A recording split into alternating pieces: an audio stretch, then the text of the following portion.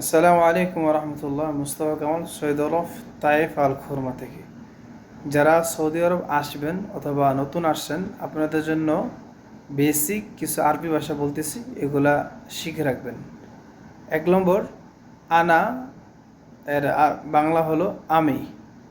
আনা এর বাংলা কি? আমি। ইনতা এর বাংলা কি? তুমি।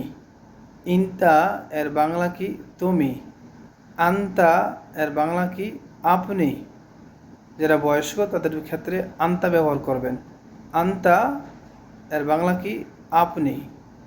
ইজলিস এর বাংলা কি? বসেন। ইজলিস এর বাংলা কি? বসেন।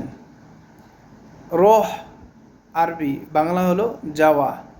রোহ আরবি বাংলা হলো কি? যাওয়া। তাল আরবি ভাষা বাংলা কি? আসেন। তাল বাংলা হলো আসেন। বেতন আরবি কি? রাতিব।